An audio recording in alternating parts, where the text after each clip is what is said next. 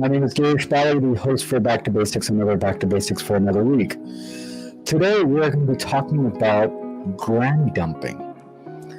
And it is a phrase that everyone is using nowadays, and it seems like it's new for me when I actually heard it a couple of weeks back. But it looks like it's been around for a while now. And what is granny dumping? We're going to get into that episode today. We're going to talk about financial crisis when it comes to elderlies. Those are the languages and those are the sentences that we'll be using today. And we have this expert and we have this person talking about financial needs for elderlies. So let's go ahead and invite Amanda, an amazing person. I chatted with her a couple of weeks back, and today again, still amazing. So Amanda, how are you? And thanks for coming to Back to Basics. Very well. Thank you for inviting me. Thank you again, Amanda. So before we get into the granny business, the dumping business, and the financial crisis that what we're going to be talking about, what does Back to Basic mean to you? I suppose there's so much noise out there now, and it's just stripping all that back and coming down to what really counts. You know, like you said, there's no other way of putting it. Getting back to what matters. Yeah. Thank you again, Amanda, for answering that question, and thanks for coming on the show and supporting me and supporting this whole mission that I have for my podcast. Oh, I'm looking forward to being part of it. Thank you.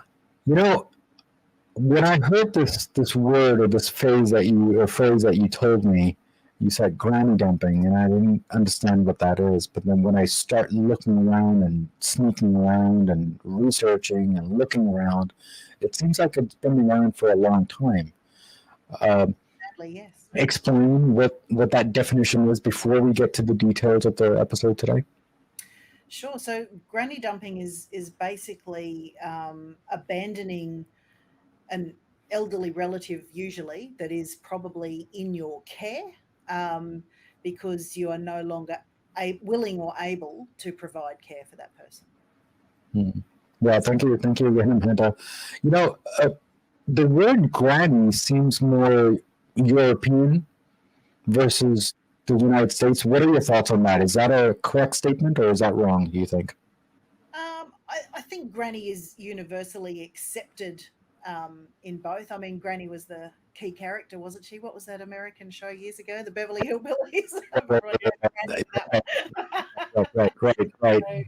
I think it's universally accepted as, you know, an older person. And look, these days, I mean, my grandmother was 40 when I was born. So, you know, you don't have to be elderly to be a granny anymore. That's right. Yeah, there's a reason why I asked this question is because when people think granny, the first thing comes in their mind is that maybe it's on the European side, on the other side of the world versus the United States, or maybe just anywhere around the world. But it seems like it's everywhere around the world when it comes to granny, right? And it's a simple word. But the dumping part, it seems very negative, doesn't it? So what are your thoughts on that part? I think it's a sad indictment on the society that we're living, that we're, you know, experiencing the fact that the elderly are being dumped. You know, it's an awful word. It has terrible connotations of abandonment. And that's pretty much what it is. It may be temporary, it may be permanent, but it is a harsh, you know, phrase that's been put together to describe the abandonment of the elderly. So I think it's unfortunately terribly accurate for what it describes. Yeah, Amanda, thank you again. You know, if you look at when a baby is born, we give full attention to the baby because they're vulnerable and they don't know what to do, how to go for food or poopy or anything like that. Right? If you take that same phase and go into the other side, which is the elderly, they also need help too. But then why are we hesitant to help? Is it because we're busy? Or do you think that they're adults? What are your thoughts on that?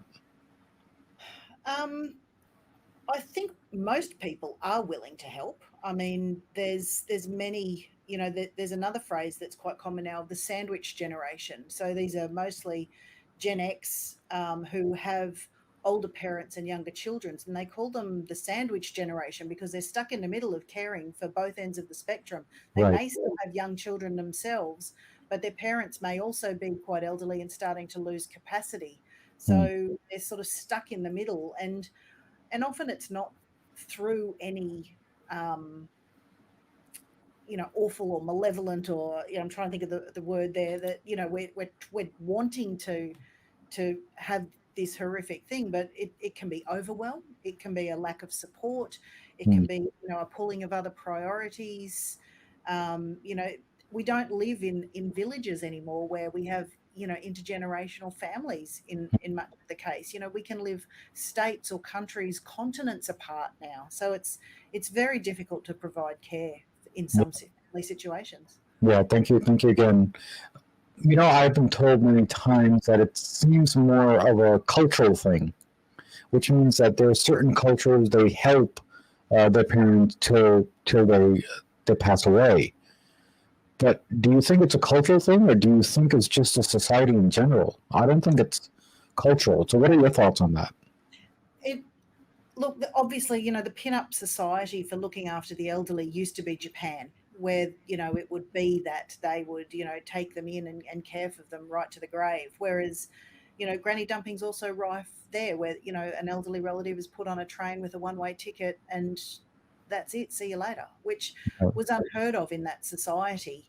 There are other societies, where the family is put on a much higher pedestal, and still live together in that village lifestyle, often, throughout Africa or India and Sri Lanka and those countries, even Latin America, where the family is still important. And, you do grow up with grandmas and aunties and uncles, and, your whole life is surrounded with cousins and love. But it is more and more difficult in a Western world where, the 9 to 5 and, the busy life that we all have seems to just crowd out the ability to maintain those family ties that for centuries and generations have been part of what we are. Well, thank you again.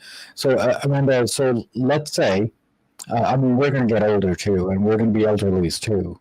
Do you think that we, as people, need to plan for ourselves instead of kids taking care of us? What are your thoughts on that? It gets expensive, doesn't it? So from an actual point, what do we do? To take care of ourselves, obviously, financial is part of it. And depending on the actual society we live in, what are the facilities that are available?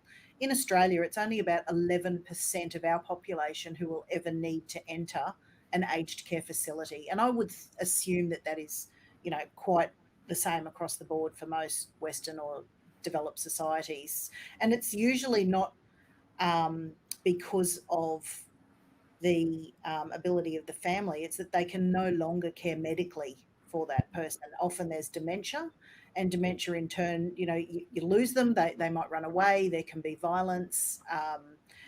It's such a layered and nuanced area. But look, if we can take care of ourselves or set aside money financially that we're able to, have professional carers, that's fantastic. But not everyone's ever going to be in a situation where we can allow for that to happen.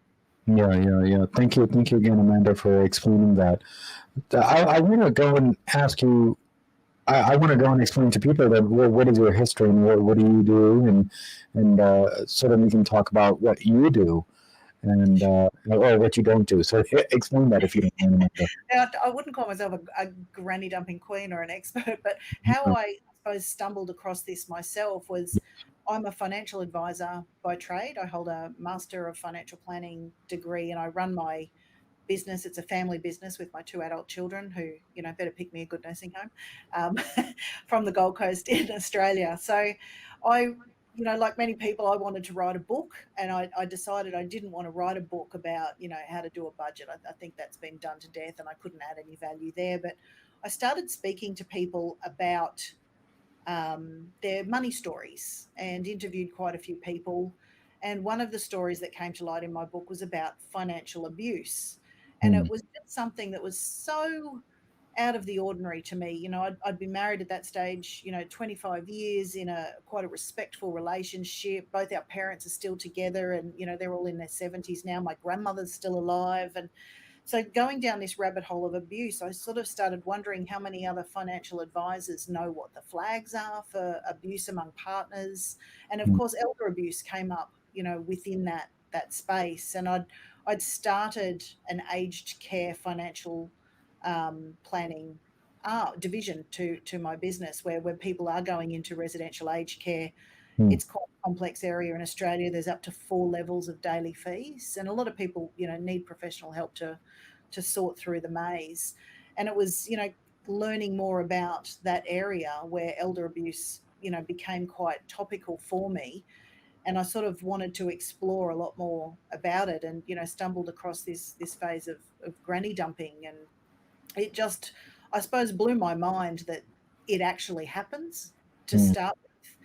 And it sounds like such a dreadful, horrific thing that's, there's no love or care there, but often it comes from a place of overwhelm where people just are so burnt out. There's no return. They don't know what services are available to help them. The rest of the family may be estranged and not offering support. So in the end, the person who's the carer becomes an absolute crisis. Hmm. And our hospital systems actually suffer mostly around public holidays and Christmas time, Hmm. where an elderly relative, I'll just drop you at emergency and I'll go and find a park, and they don't come back. And Hmm. that can be, like I said, a temporary or a permanent thing where the hospitals end up with people that really shouldn't be there, but there's no one to care for them. So it was such a fascinating topic for me to explore further and go, well, how can we help the carers? Because obviously they're the ones who need the help and are being overwhelmed by their circumstances. Well, Amanda, thank you again. But what is that one story really got you? I'm pretty sure there's plenty, but what is that one story that really got you to start this book? The story that was in the book originally was about financial abuse between partners. The Hmm. one that started me on the journey with granny dumping was an international tale where an American man sought the help of a British man to abandon his father. Hmm. He took him to Hereford in the UK, and dropped him at a car park near a bus station. He had no identification on him. It actually took the police over 12 months to find out this man's identity. He had dementia, Hmm. and it's probably one of the only cases that's ever been prosecuted. And of course, granny dumping isn't a crime in itself. The man ended up being charged with fraud and perverting the course of justice. So it was interesting how it all came out, but that's taking it to whole new levels to lose a relative Sure, in sure. another. Do you think the reason why that happened? Thank you again, Amanda. Do you think the reason why this whole thing happened is because medical is too expensive, or do you I, think that they just got really overwhelmed with helping the elderly? What are your thoughts on that? I think it's complicated and layered. I think in America, yeah, it probably is. Comes down to cost that we can no longer afford to Hmm. do it. Your health system there is incredibly complex and crazy, stupid, expensive. Hmm. So it may have been that they just couldn't afford to look after this man anymore. The Hmm. fact that they could fly him to the other side of the planet, buy him a new set of clothes, and leave him means that there must have been some means available. And the fact that they were able to, rope somebody else into helping them do that as a friend was even more stunning. Yeah, yeah. Thank you again. With your expertise and with your thought processes, what do you think the fix is? What do you think what we should do better uh, to help elderly, or even financially, or even just emotional? I mean, what are your thoughts on that? I think where there is a lovely family support system, while we've all got our marbles, which we may not always have, sitting down with the family and talking about what are the possible scenarios in future, so that we're prepared is a really good way of doing that. I mean, I'm building a house at the moment that has a studio area that, should any of our parents in the future become widowed or no longer able to live on their own, we may have a solution. And I've spoken to my brother about this. My sister's not in a position to help. She has, an intellectually impaired child, and she's quite overwhelmed looking after an adult son. So I think when families get together and work out, what can they do together, and then not always leaving it, and it seems to fall to the eldest daughter most of the time, that what can we do to then support the carers? Hmm.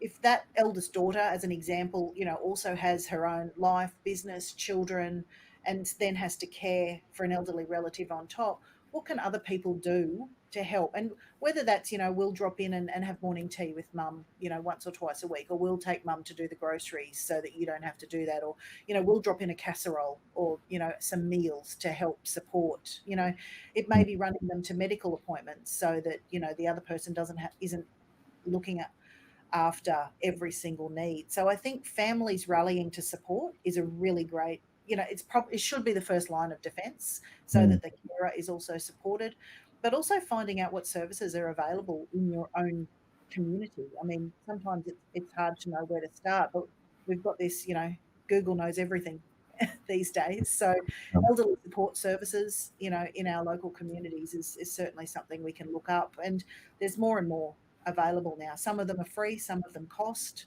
but there's somebody who's in the family who's really savvy and can look that up, support the carers. I think family's the first line of defence. Not everybody has a family or a close family. Like I said, we're living all over the place now. We don't all sometimes live in close suburbs or to each other, but supporting the carers is also really, really important. Yeah. Thank you again, Amanda, for explaining that and what do we need to do. I think the key word that you've been saying all along right now is family support.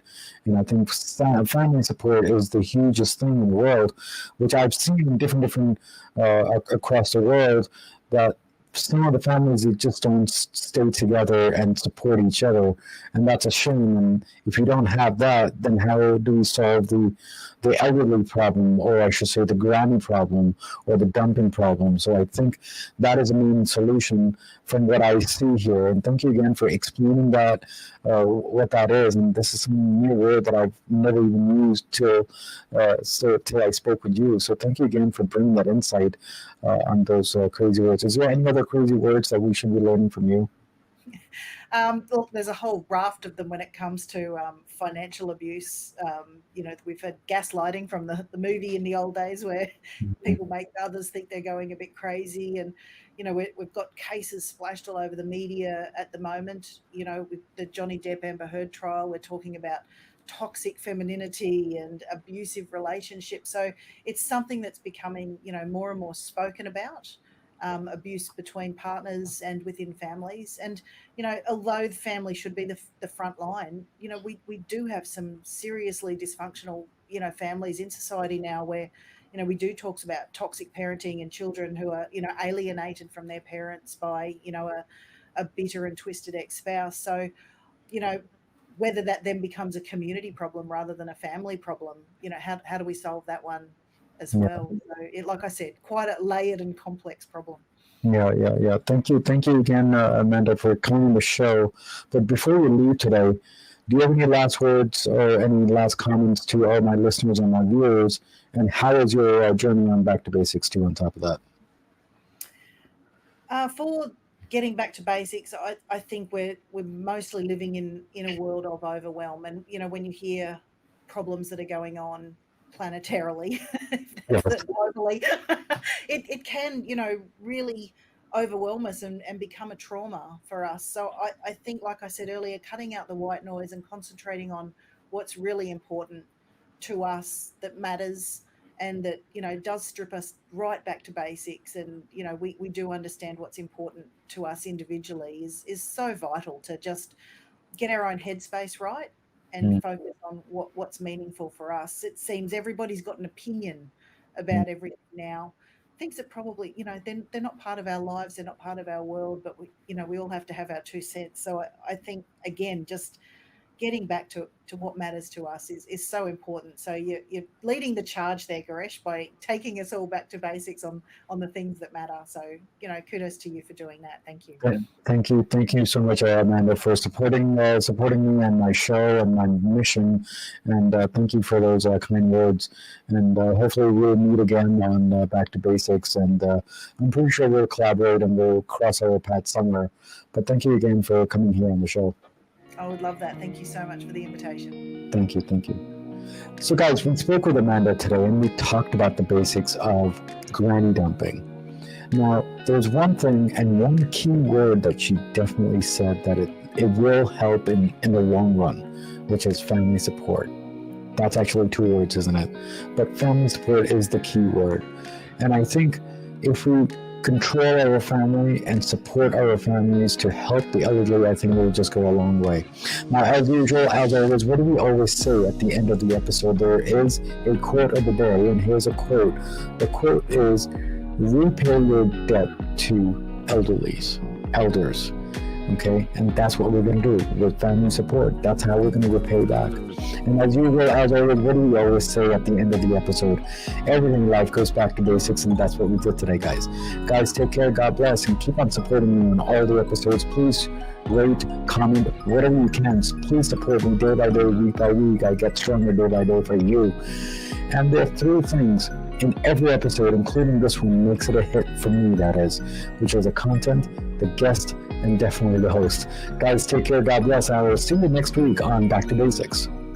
Next week's episode on Back to Basics. To do business in a way that has an impact and that they can demonstrate the impact to their clients are going to be very successful in the upcoming future, because we as consumers are expecting more from businesses. We don't really care about their profit margins if we don't really have stock in that profit in that company.